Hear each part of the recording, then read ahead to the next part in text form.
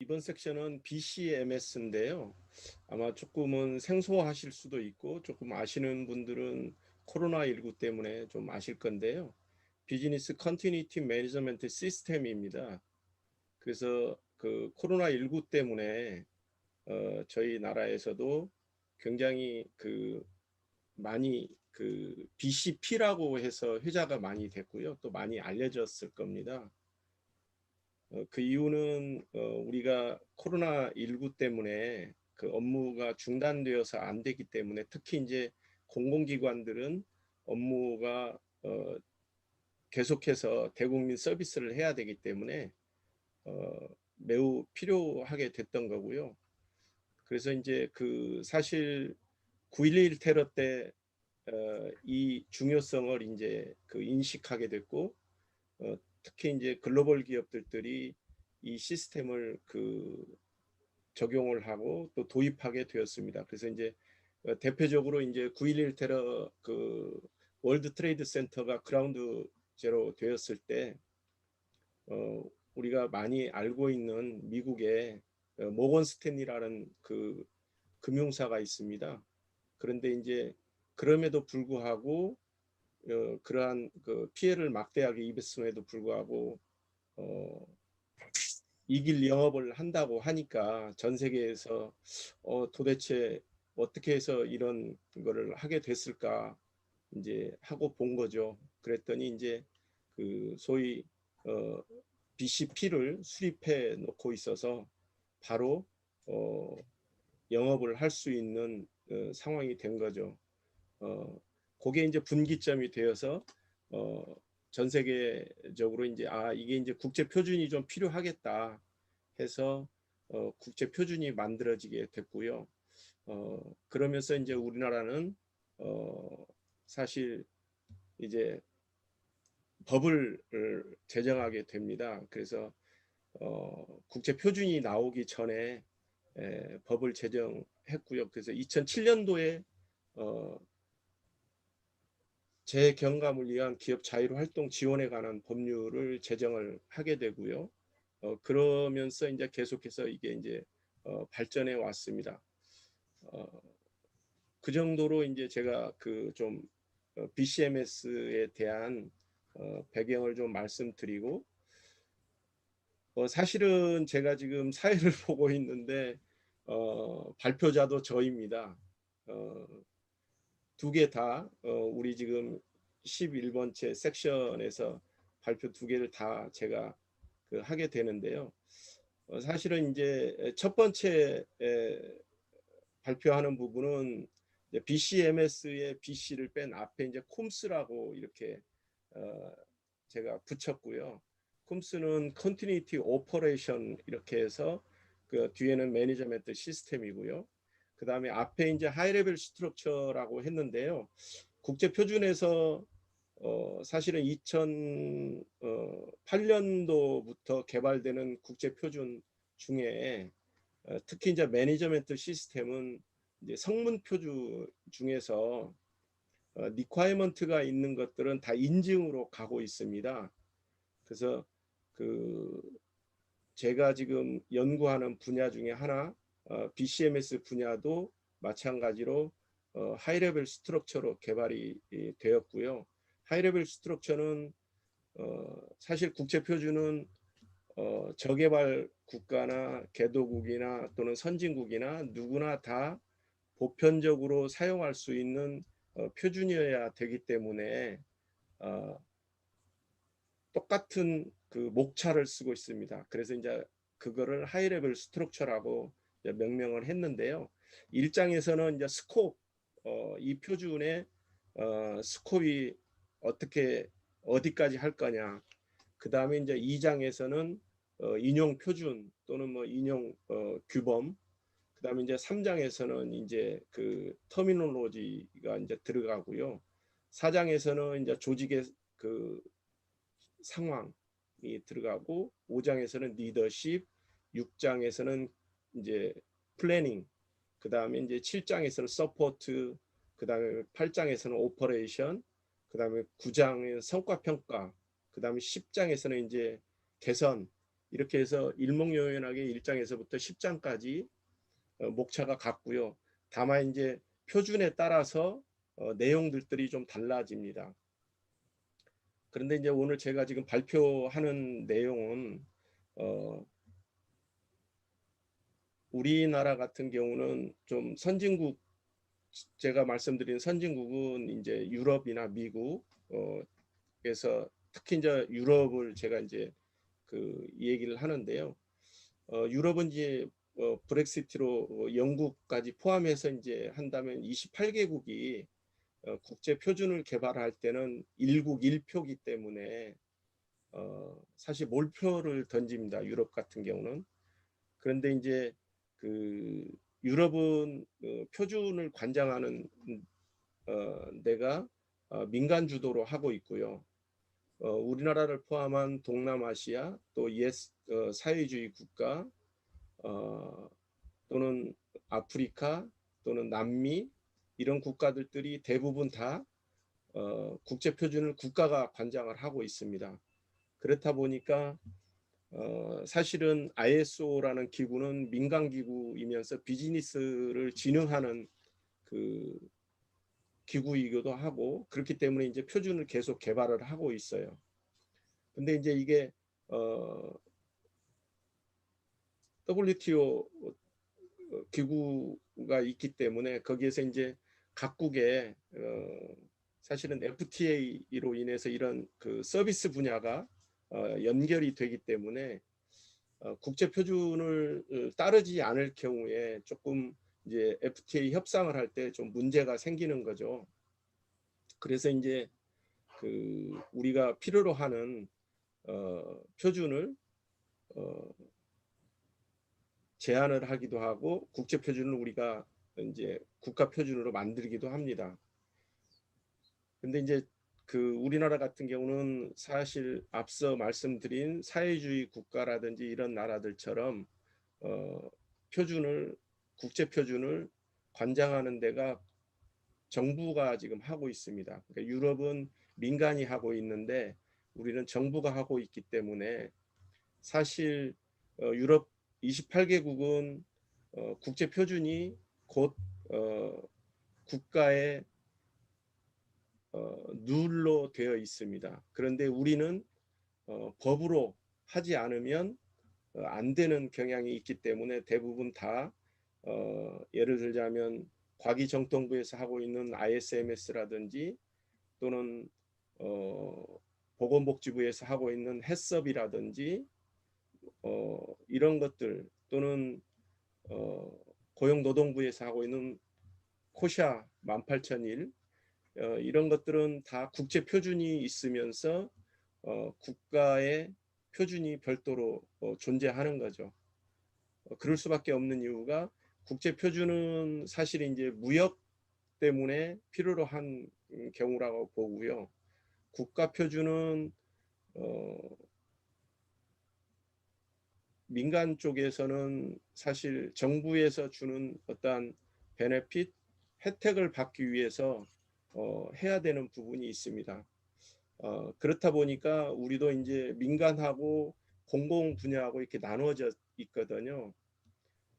그런데 이제 그 국제 표준의 민간 부분에서는 BCMS라는 게 있고요.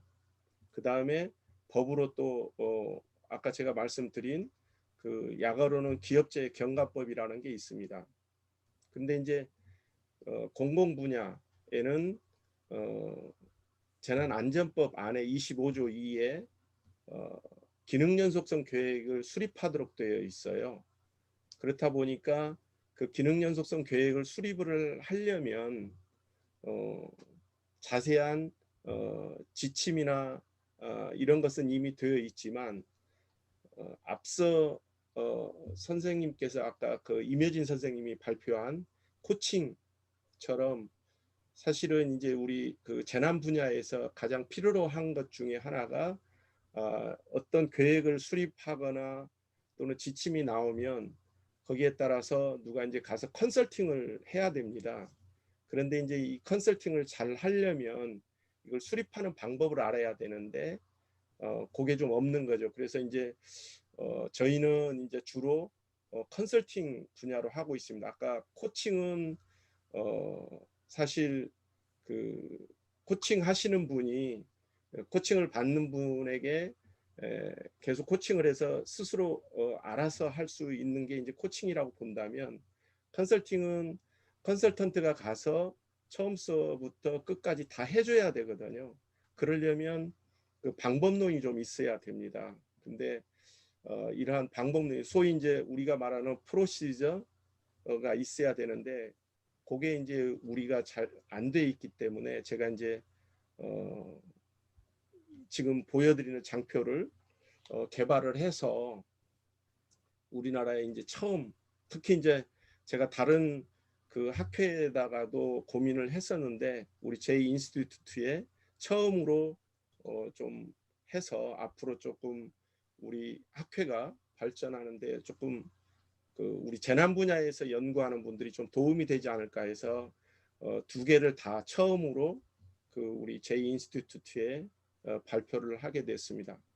그래서 이제 사실은 이 콤스는 주로 이제 공공 분야, 우리 그 재난안전법에서 얘기하는 재난관리 책임기관이라는 게 있습니다. 그래서 재난관리 책임기관은 중앙부처, 228개 지자체, 그 다음에 공공기관, 그 다음에 이제 지자체 산하에 있는 공공기관, 이렇게 포함하면 상당히 많습니다. 적어도 한 6, 700개 정도 기관이 의무화되어 있습니다. 아까 제가 잠깐 설명드렸지만 유럽은 그 의무화를 안 해도 국제 표준을 가지고 스스로들 알아서 작성을 하고 하는데, 우리는 그 국제 표준은 해도 그만 안 해도 그만 이렇게 되다 보니까 강제성이 없으면 안 합니다. 그래서 이제 지금 현재 작년부터 그 중앙부처 공공기관들이 이제 수립하기 시작을 했고요. 아직 지자체들은 많이 지금 부족합니다. 그 수립을 안 해서요. 지금 코로나19 때문에 이제 산통부에서 요청이 와서 빨리 대구 우리 그 코로나19 때 31번 확진자가 나오면서 굉장히 힘들어졌잖아요. 그래서 이제 대구 지역의 기업들이 어려움이 있다. 그래서 빨리 BCP를 수립을 해야 된다.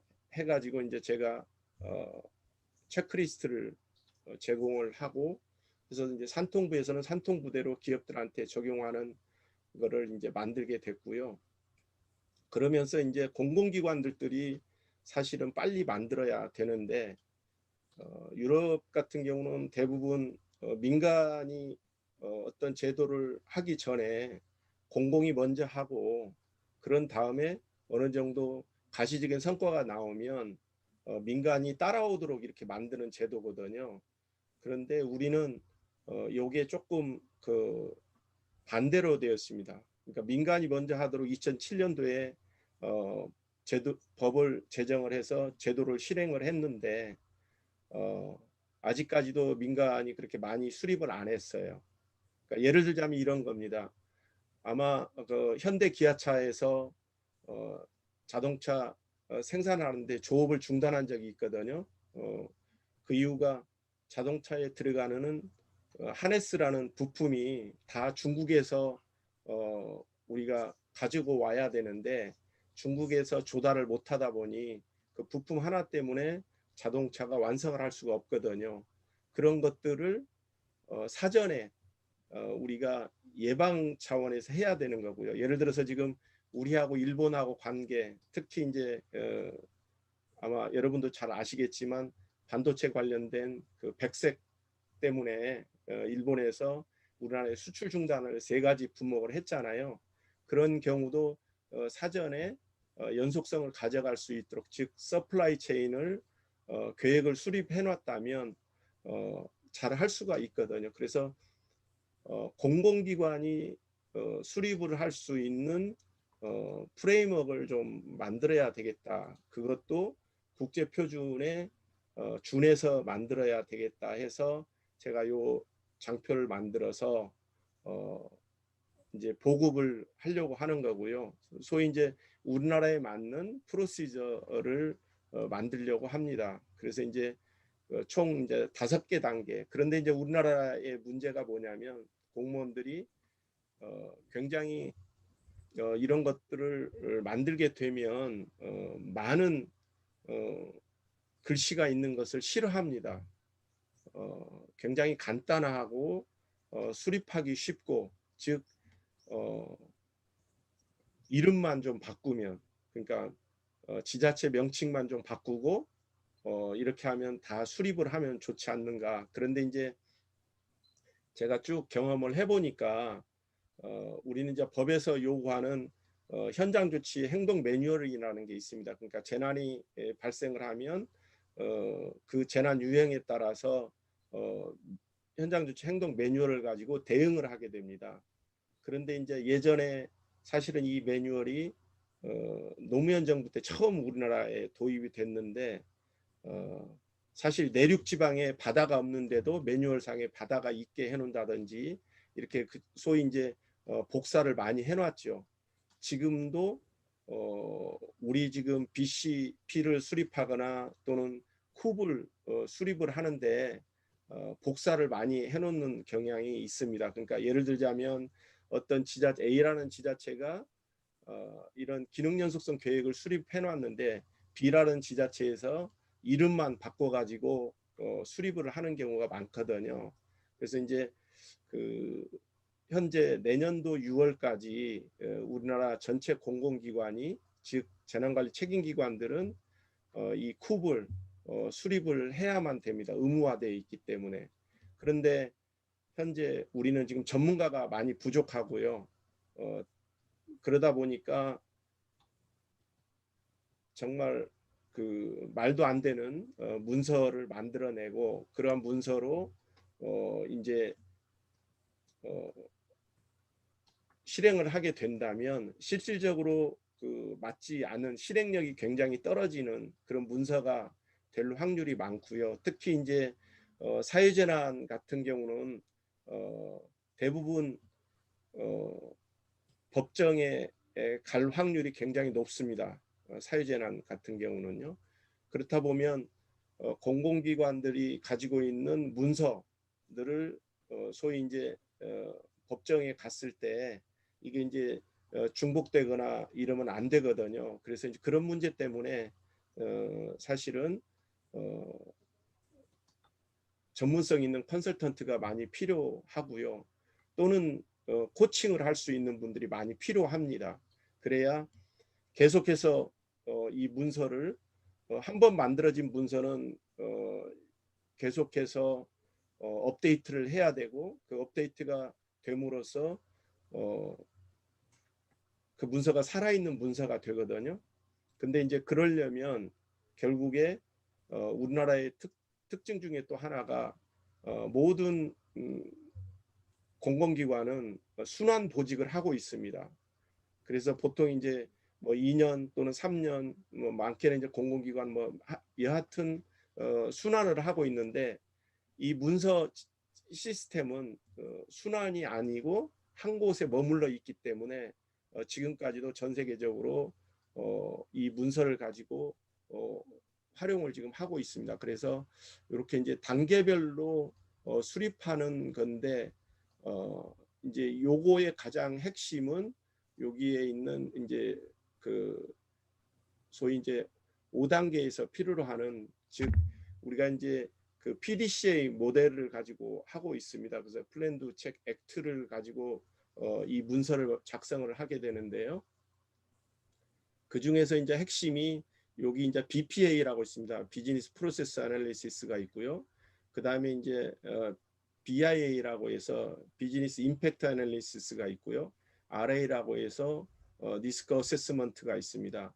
이 세 가지를 해서 이제 전략을 수립을 하고 그런 다음에 이제 그 전략에서 나온 거를 이제 어떤 솔루션으로 해서 마지막에 이제 소위 얘기하는 쿱을 만들 건가입니다.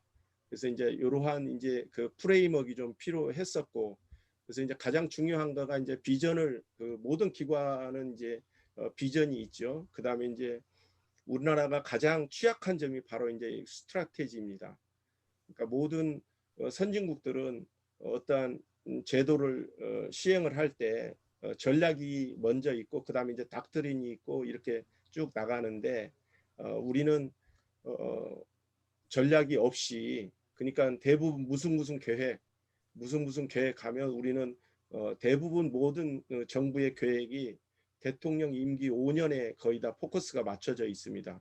물론 뭐 3년짜리도 우리 교육부 같은 경우는 3년짜리 계획도 있고 그러는데 대부분 다 5년으로 모든 부처가 되어 있습니다. 근데 이제 그거의 단점은 정권이 바뀌면 다시 그 제도가 바뀌는 거예요. 근데 이제 유럽 같은 경우는 국가 전략을 수립을 합니다. 특히 독일 같은 경우는 정무차관이라고 있는데 우리의 정무차관하고는 좀 개념이 다릅니다. 우리는 정무차관이라고 하면 주로 이제 관계를 말하는데 독일의 정무차관은 어떤 정책을 정권이 바뀌어도 계속 이어가는 사람을 정무차관이라고 합니다. 그러니까 소위 이제 연속성이 되는 거죠. 계속 그 업무의 연속성. 그게 이제 그 우리한테 취약하기 때문에 그래서 제가 이제 계속 주장하는 거는 국가 전략 모든 제도에 있어서 국가 전략이 있어야 된다. 국가 전략이 없이 계획만 수립하면 정권이 바뀌면 또 바뀐다라는 거죠. 그래서 특히 이 재난 분야도 국가 전략이 좀 있어야 되는데 국가 전략은 없고요. 정권이 바뀔 때마다 새로운 것들을 이렇게 하다 보니까 연속성이 지금 없게 되고요. 그런 점에서 이제 사실은 이번에 이제 제가 그 발표하는 요 이제 그 프레임워크가 제대로 정착을 할 수 있도록 했으면 해서 제가 이제 그 발표를 하게 됐고 또 이제 일부는 제가 이제 우리 학과 우리는 이제 그 일반 대학원의 그 학과인데요. 석박사 과정만 지금 있습니다. 그래서 현재 한 45명이 이제 재학 중이고 해서 요거를 중심으로 해서 우리 그 학생들이나 또는 외부에 어떻든 저희가 이제 또 그 다른 분들한테도 전파를 해야 되기 때문에 요번을 계기로 해서 좀 다른 분들한테 많이 전파가 되고 또 이 하이레벨 스트럭처가 어떻든 국제 표준 기반이기 때문에 우리나라에서 하는 이 기능 연속성 계획도 국제 표준에 기반한 이러한 기능 연속성 계획을 좀 많이 전파를 하고 그 전파를 통해서 우리 국민들이 조금 그 공공 서비스를 하는 기관들이 계속해서 연속성을 가져간다라는 것을 조금 인식하고 도움이 될 수 있도록 하기 위해서 제가 이 장표를 발표하게 됐습니다. 제가 이제 더 아마 좀 많은 부분들이 아마 처음 접하신 분들에게는 좀 생소하고 용어도 마찬가지고요. 해서 이제 쉽게 설명을 드리면 아마 ISO 9001은 많이 아실 겁니다. 품질 경영. 뭐 예를 들어서 해썹, 뭐 우리가 뭐를 음식 같은 거 드실 때 해썹 인증을 받았는가 안 받았는가, 또는 어디에 보면 이렇게 어떤 인증을 받았다, 국제 표준 인증을 받았다, 이런 것들은 굉장히 많이 보셨을 겁니다. 근데 이제 그러한 것들이 다 이제 그 국제 표준에 기반해서 지금 우리는 법으로, 왜냐하면 아까 처음에 말씀드린 것처럼 법으로 하지 않으면 우리는 강제성이 없으면 좀 안 하기 때문에, 그래서 이제 저희는 이제 이게 의무냐 아니면 강제냐 이렇게 지금 분류를 하고 있습니다. 그러니까 이제 지금 요 기능 연속성 계획 같은 경우는 아직 그 인증 단계는 아니고요. 대부분 아시겠지만 정부에서 하는 모든 프로그램 제도는 대부분 다 평가로 가고 있습니다. 그래서 이 부분은 평가로 연결되어서 특히 이제 공기업들 같은 경우는 경평에 이렇게 연결이 되어 있습니다. 그래서 이제 재난관리 평가에 연결이 되어 있기 때문에 그 공공기관에서는 신경을 안 쓸 수가 없습니다. 아마 뉴스에서도 보셔서 아시겠지만 소위 이제 경평 점수를 잘못 받으면 그 기관장이 그만두는 사태도 있거든요. 그래서 이제 이러한 부분들을 가지고 앞으로 좀 재난관리 책임기관들이 잘 수립을 해서 할 수 있도록 이제 컨설턴트들이 할 역할들을 즉 그 프로시저를 잘 할 수 있도록 지금 만드는 게 이제 그 요 프레임워크라고 보시면 되겠습니다. 제가 지금 사회를 보고 발표를 하니까 이제 그 잠깐 좀 그 질문을 좀 받고 계속해서 그 다음 주제로 이렇게 넘어가려고 합니다. 혹시 이거와 관련해서 또는 재난 분야 관련해서 질문이 있으신가요?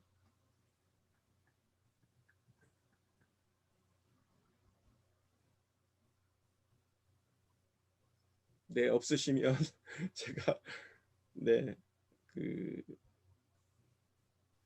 중지를 하고 다른 거로 이렇게 진행을 하도록. 조홍재 교수님 질문 있으시다고 아, 네, 연락드렸습니다.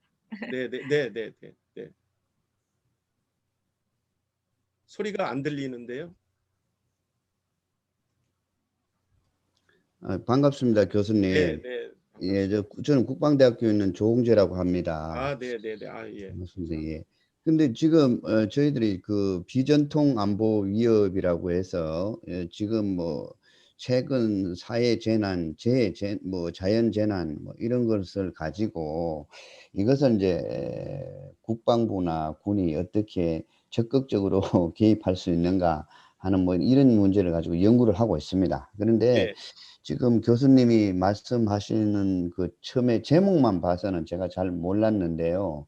네, 재난과 관련해서 지금 이렇게 매뉴얼을 만드시고 이런 말씀을 많이 이제 하시는데, 그래서 매뉴얼이 물론 그 서양이나 뭐 이런 쪽에서는 매뉴얼을 중심으로 운영되고 있지만 우리나라는 물론 매뉴얼도 하지만 거기에 따라서 법적인 제도적인 어떤 기반이 갖추어지고 그것이 있을 때 평가에도 반영되고 뭐 매뉴얼을 이야기한다고 이렇게 저는 알고 있습니다. 그래서 우리 현재 그 재난과 관련된 대한민국의 그 어떤 법적인 규정의 어떤 문제라든가 또 매뉴얼상의 어떤 한국의 문제점 이런 것이 있으시면 좀 알려주시면 고맙겠습니다.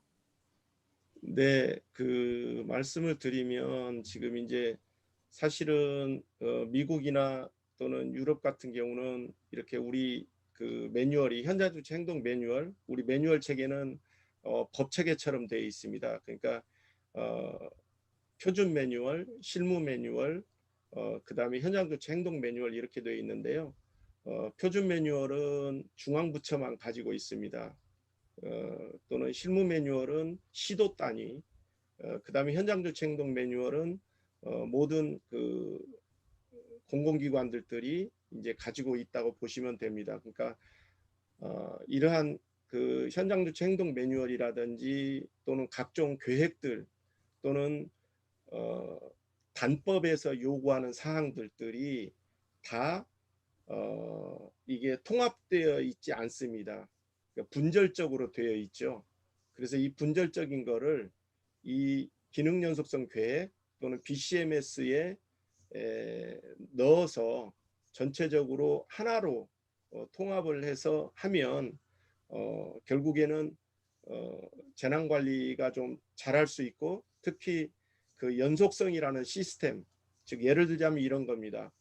우리가 지금 코로나19 때문에 중대본이 있고 중수본이 있고 그다음에 이제 지수본이 있고 이렇게 되어 있는데요. 예를 들자면 지금 중수본이에서 근무하는 분들이 전부 다 코로나19에 감염이 되었다.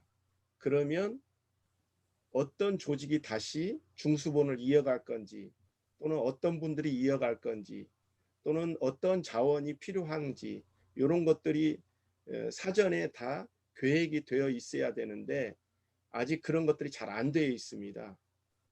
그래서 이제 이번 기회를 통해서 그러한 연속성이 잘 되어 있어야 된다고 보는 거고요. 우리가 흔히 그 많이 주위에서 볼 수 있는 것 중에 하나가 지금은 이제 그런 분들이 많이 없는데 한 제가 15년 전에 이런 일을 봤어요. 어떤 학생이 박사 학위 논문을 썼는데 제가 어느 도시에 가니까 그 버스 터미널에 큰 프랜카드가 하나 붙어 있어요. 그게 어떤 프랜카드냐면 USB를 잃어버린 거예요. 근데 그 안에 학위 논문 완성본이 최종본이 들어있던 거예요. 그런데 그걸 잃어버린 거죠. 그러니까 그분은 입장에서는 이거를 다시 써야 되는데 다시 쓸 수 있는 시간적인 여유가 없었을 거 아니에요. 이거를 다시 그 제출을 하려면 결국에는 그 USB를 찾아야 되는데 저는 그 프랜카드를 보면서 어떤 보통 일반적으로 터미널에 붙어 있는 프랜카드면 뭐 예를 들어서 교통사고를 냈다든지 이런 프랜카드인데 제가 그런 프랜카드를 보고서 이게 연속성이 안 돼 있구나. 소위 얘기하면 다른 데다가 저장을 해놓았어야 되는데 저장을 안 하고 USB만 갖고 다닌 거죠. 그래서 이 연속성은 굉장히 중요한 것 중에 하나가 특히 재난관리 책임기관들에서는 내가 없어도 우리 대국민 서비스를 할 수 있는 누군가는 꼭 있어야 되는데 현재 법으로는 되어 있는 것도 있고 안 되어 있는 것들도 있습니다. 그래서 이번 기회에 이 기능 연속성 계획에다가 없는 부분들을 다 채워 넣어서 한다면 재난관리 하는데 많은 도움이 될 거라고 보기 때문에 정부에서도 이 제도를 도입을 해서 지금 적극 활용을 하고 있고 제가 대구 지역에 이제 갔을 때 한참 그 31번 확진자 나오고 확산이 되었을 때인데요. 뭐 공공기관이 이런 제도를 돈을 많이 주고 컨설팅을 받아가지고 수립을 해놨어요. 그런데 우리 초창기 현장조치 행동 매뉴얼처럼 그냥 캐비넷 속에다 넣어놨던 거죠. 그런데 가만히 그 본부장이 생각해 보니까 본사에서 뭔가 내려왔는데 그거를 한번 꺼내서 보자 해가지고 봐보니까 정말 와닿는 거예요. 그래서 그 당시에 그 조직에서도 코로나19 감염이 돼가지고 어려움이 있었는데 그러면 이제 대체 장소에 가서 근무를 또 해야 되잖아요. 그래서 이제 대체 장소도 거기에 다 들어 있고 이러한 것들이 굉장히 유용하게 사용을 한 경우가 있거든요. 예, 제가 질문 하나 드려도 되겠습니까? 네, 네. 네. 우리 발표하신 교수님은 이야기 보따리를 많이 가지고 계신 것 같습니다. 간단하게 질문 드려도 아주 상세하게 그 정 교수님께서 그 네. 정부 부처와 협조를 하신다는데 어떤 정부 부처하고 협조를 하셨다는 겁니까? 네, 저는 주로 행정안전부 예. 연구 그래, 행정부 안전부뿐만 아니라 이제 국방부도 관련이 있고 네, 그 맞습니다. 매년 8월이 되면은 이제 얼지 프리덤 가디언이라고 해서 네, 네, 이제 2주간 그 훈련을 하지 않습니까? 네, 그 네, 이제 첫째 일주는 이제 전 정부 부처와 국방부가 같이 하는 이제 소위 이제 CPX를 하는 건데요. 도상으로 가상 훈련을 하는 거고 이제 뒤에 일주는 이제 CPMX라 해서 기동 훈련을 하는 식으로 돼 있고, 이것이 아까 말씀하시기로 정부 부처가 안 돼 있다고 하는 것, 또 말씀을 하셨는데, 사실은 이제 충무 계획이라고 해서 이게 네, 국가 비밀로 다 행동 강령이 다 돼 있거든요. 네, 근데 이제 그대로 안 했을 뿐이지, 그리고 또 예상한 대로 안 일어났을 뿐이거든요. 네, 그래서 지금 우리 숭실대학교에서 정종수 교수님께서 네, 좋은 아이템으로 표준 연구소 사업을 하고 계신데, 예, 네, 행정안전부만 컨택을 하지 마시고 이제 국방부 쪽에도 지금 네, 좀 전에 질문하신 국방대학교의 조홍재 교수님하고 저 네, 들어와 계신 그 박상준 교수님이 그 분야의 최고 전문가들이십니다. 네, 네, 이 세미나 이후에라도 좀 네, 협조를 하셔가지고 행정안전부에 국한되는 것이 아니고 이제 재난이 뭐 사실 잘 알다시피 전쟁부터 자연재해까지 아주 많은 부분을 망라하지 않습니까? 네, 그래서 지금 말씀하신 이런 내용들이 국가 수준에서 재난 대비와 그 시뮬레이션 하는 얼지 프리덤 가디언에 네, 포함될 수 있도록 네, 네, 실무적인 그런 좀 아이디어를 좀 상호 네, 의논을 좀 하셔가지고 네, 제안을 해주시면은 좋지 않을까 이런 건의를 드립니다. 이상입니다. 네, 네, 네, 감사합니다. 어, 지금 네, 시간이 많이 초과돼서요, 교수님. 아, 네, 죄송하지만 네, 5시 이전에 끝내주시면 아, 네, 가능할까요? 네, 가능합니다. 네, 네, 감사합니다. 연장선상에서 제가 말씀드리도록 하겠습니다. 네, 아까는 제가 설명드렸던 거는 주로 이제 공공, 즉 재난관리 책임기관, 공공 분야의 연속성을 말씀드렸는데요. 제가 이제 지금 말씀드릴 부분은 공공기관이 아닌 우리 가족에 대한 겁니다. 그래서 이제 BCMS를 활용을 해서 제가 그 우리 가족, 우리 실질적인 것들이 좀 필요할 것 같아서 제가 이 장표는 처음 한 3년 전에 제가 이제 그 서울대에서 그 강의할 때 좀 발표를 했었고요. 이 역시도 좀 필요해서 특히 지금 코로나19 때문에 그 우리가 여행을 못 하는데요. 사실 그 여행 자유화가 된 이후에 우리나라가 굉장히 여행을 많이 가고 있거든요. 근데 여행이 갔을 때 가족이 갔을 때 사실은 어, 여행지에서 어떠한 재난이 나거나 또는 어떤 테러에 의해서 또는 어떠한 상황에서 가족이 그 헤어질 경우가 있거든요. 근데 이제 그런 것들을 헤어졌을 때 우리가 어떻게 가족이 빨리 만날 수 있을까? 이런 게 이제 유럽에서는 이미 일부 국가에서는 지금 제가 지금 하고 있는 이런 거는 아니지만 일종의 비슷한 것들을 지금 수립을 해놓고 우리가 그 여행을 갔을 때 큰 도시에 왜냐하면 세대 차이가 나는 부모와 자식이 같이 가더라도 부모가 보고 싶은 지역이 있고 또 자녀가 보고 싶어한 지역이 있거든요. 그랬을 때 어떠한 불의의 재난이 발생을 하게 되면 빨리 우리가 의사소통이 되어야 되잖아요. 그러기 위해서는 이러한 계획이 필요해서 특히 물론 지금 이제 UN ISDR이나 UNDP에서 이런 것들을 지금 권장을 하고 있고 우리나라에 와 있는 데에서 이제 학생들한테 보드 게임이라는 걸 이렇게 해서 보급을 하는데요. 이제 저는 이것도 역시 마찬가지로 우리 비즈니스 컨티니티 매니지먼트 시스템처럼 좀 필요하다 해서 제가 이제 이것도 처음 우리 저희 인스티튜트에 발표를 해서 앞으로 우리나라에 특히 초중고등학교 학생들한테 좀 널리 전파를 하면 도움이 되지 않을까. 재난이 발생을 했을 때 도움을 주기 위해서 좀 발표를 하는 거고요. 우리가 이제 사실 이렇게 이제 어떤 레이어로 이렇게 나눠져 있다면 그 레이어 안에서 각 섹터가 또 있거든요. 이런 것들이 다 하나의 우리 이제 사회에서 재난이 발생을 하게 되는데요.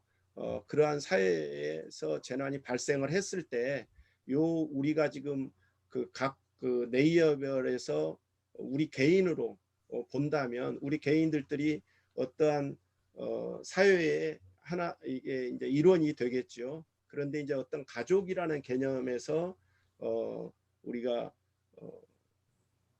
재난이 발생을 했을 때는 빠른 시간 내에 복원이 되어야 되는데 그러기 위해서는 바로 이제 그 저희가 가장 많이 활용하고 있는 PDCA 모델을 통해서 우리가 플랜을 가지고 또 우리 가족들도 뭐 예를 들어서 정전 대비하거나 또는 화재 대비, 재난 대비, 뭐 테러 대비 이런 것들을 계획을 수립을 해놓으면 도움이 많이 될 거라고 봅니다. 그래서 실질적으로 유럽이나 이런 데에서는 이런 시스템은 아니지만 대부분 다 비상식량이라든지 또 생존 가방이라든지 또는 체크리스트를 공유를 하고 있습니다. 국민들한테 특히 잘 되어 있는 데가 아까 잠깐 그 앞에 교수님이 설명하신 것처럼 스위스가